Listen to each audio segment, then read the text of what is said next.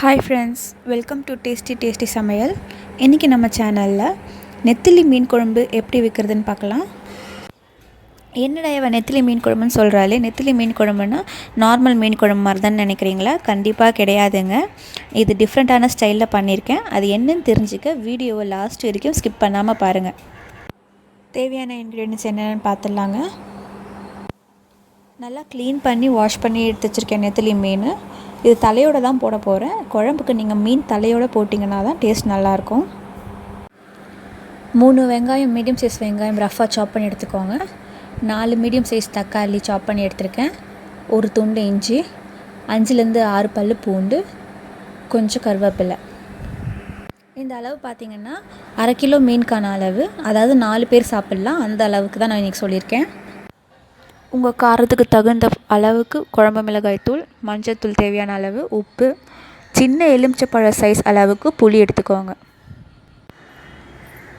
இன்றைக்கி நம்ம மீன் குழம்போட ஸ்பெஷாலிட்டி என்னென்னு பார்த்தீங்கன்னா, நார்மல் மீன் குழம்புக்கு யூஸ் பண்ணுற மாதிரி புளி அதிகமாக சேர்க்காம கம்மியாக சேர்த்து, பட் அதை விட சூப்பரான டேஸ்ட்டில் எப்படி மீன் குழம்பு வைக்க போகிறோம் அப்படின்றத நம்ம பார்க்க போகிறோம்.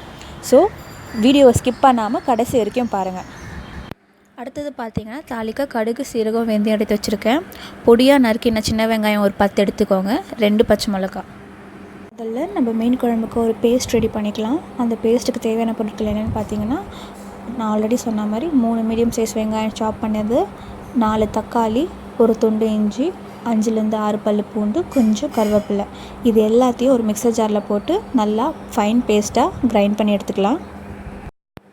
அடுப்பில் ஒரு மண்சட்டி வச்சுருக்கேன். எப்போவுமே நான் மீன் குழம்பு மண்சட்டியில் தான் வைப்பேன். மண்சட்டியில் வைக்கும்போது டேஸ்ட் ரொம்ப அற்புதமாக இருக்கும். நீங்களும் ட்ரை பண்ணி பாருங்கள். மண்சட்டியில் ஒரு 4லேருந்து 5 ஸ்பூன் அளவுக்கு செக்கில் ஆட்டின நல்லெண்ணெய் ஊற்றிருக்கேன். எண்ணெய் காஞ்ச உடனே கடுகு, சீரகம், வெந்தயம் போட்டு தாளிச்சிக்கலாம். நான் எண்ணெய் பார்த்திங்கன்னா 4லேருந்து 5 டேபிள் ஸ்பூன் அளவுக்கு தான் சொல்லியிருக்கேன். இந்த மீன் குழம்போட ஸ்பெஷாலிட்டி என்னென்னா, எண்ணெய் கம்மியாகவும் புளி கம்மியாகவும் யூஸ் பண்ணி வைக்க போகிறோம். அதுதான் இதோட ஸ்பெஷாலிட்டி. கடுகு, சீரகம் தாளித்த உடனே நம்ம கட் பண்ணி வச்சுருக்க சின்ன வெங்காயம், பச்சை மிளகாய், கருவேப்பிலை போட்டு வதக்கிக்கலாம். ஒரு நிமிஷம் போல் வதக்கிட்டு நம்ம அதில் அரைச்சி வச்சுருக்க வெங்காயம், தக்காளி, பூண்டு, இஞ்சி, கருவேப்பிலை பேஸ்ட்டு ஆட் பண்ணிவிட்டு நல்லா கிளந்து விடுங்க. பேஸ்ட் ஆட் பண்ணிவிட்டு ஒரு நிமிஷம் போல் வதக்கினா போதும். ரொம்ப வதக்குனிங்கன்னா சட்னி மாதிரி ஆகிடும். நல்லா மிக்ஸ் பண்ணி வதக்கி விடுங்க.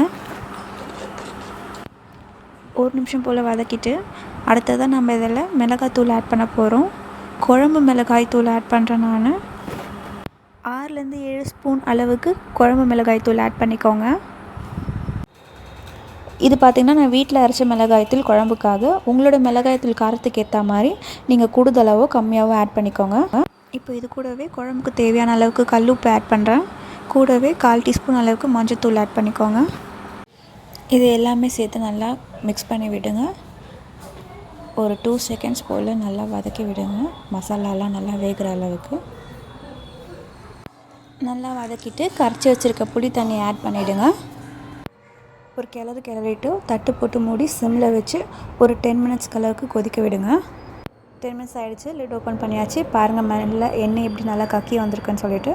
இப்போது லிட் ஓப்பன் பண்ணிவிட்டு ஒரு 5 மினிட்ஸ் போல் கொதிக்க விடுங்க. அப்போ தான் மிளகாத்தூளோட பச்சை வாசனைலாம் போயிடும். இதுக்கு நடுவில் இங்கே பார்த்தீங்கன்னா தேங்காவை நான் நல்லா பேஸ்ட்டாக அரைச்சி வச்சுருக்கேன். நான் ஆல்ரெடி உங்களுக்கு சொல்லியிருந்தேன், இந்த குழம்புல வந்து நம்ம புளி கம்மியாக யூஸ் பண்ணி தான் வைக்க போகிறோன்னு சொல்லிட்டு. அடுத்தது பார்த்திங்கன்னா ஒரு இன்க்ரீடியன்ட் ஆட் பண்ண போகிறேன்னு சொன்னேன். அது என்னென்னா தேங்காய் பால் தான் யூஸ் பண்ண போகிறோம். புளி கம்மியாக ஊற்றி தேங்காய் பால் ஆட் பண்ணுற போது குழம்பு வந்து வேறு லெவலாக இருக்கும். இப்போது இதில் தேங்காய் பாலை மட்டும் எடுத்து பிழிஞ்சு விட்டுடலாம். திப்பிலாம் இல்லாமல் பாலை மட்டும் பிழிஞ்சு விட்டுக்கோங்க. இந்த குழம்புக்கு ஒரு 1/4 கப் அளவுக்கு தேங்காய் பால் ஆட் பண்ணுறேன்.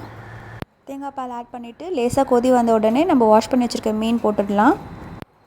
மீன் குழம்புல எப்போவுமே நம்ம மீன் வந்து கடைசியாக தான் ஆட் பண்ணணும். மீன் போட்டுட்டு ஒரு கொதி வந்த உடனே நம்ம ஸ்டவ் ஆஃப் பண்ணிடலாம். ஒரு ஸ்மால் டிப் என்னென்னா, மீன் போட்டுட்டு நீங்கள் கிளந்து விடக்கூடாது. அப்படி கிளறும் போது மீன் உடஞ்சிரும். ஜஸ்ட்டு சட்டியை லைட்டாக ஷேக் பண்ணி விடுங்க போதும். ஸ்டவ் ஆஃப் பண்ணிவிட்டு பச்சை கருவேப்பிலை போட்டு கார்னிஷ் பண்ணிவிடுங்க. இங்கே பாருங்கள், அற்புதமாக கம்மன்னு நெத்திலி மீன் குழம்பு ரெடி ஆகிடுச்சு. நீங்கள் ட்ரை பண்ணி பாருங்கள். கண்டிப்பாக உங்களுக்கும் பிடிக்கும். எப்படி இருந்துச்சுன்னு சொல்லிட்டு கமெண்ட் பாக்ஸில் உங்கள் கமெண்ட்ஸை தாங்க. இந்த வீடியோ உங்களுக்கு பிடிச்சிருந்ததுன்னா லைக் பண்ணுங்கள், ஷேர் பண்ணுங்கள். நம்ம சேனலில் இன்னும் யாருன்னா சப்ஸ்கிரைப் பண்ணலைன்னா மறக்காமல் சப்ஸ்கிரைப் பண்ணிவிடுங்க. அடுத்த வீடியோவில் பார்க்கலாம். Bye friends.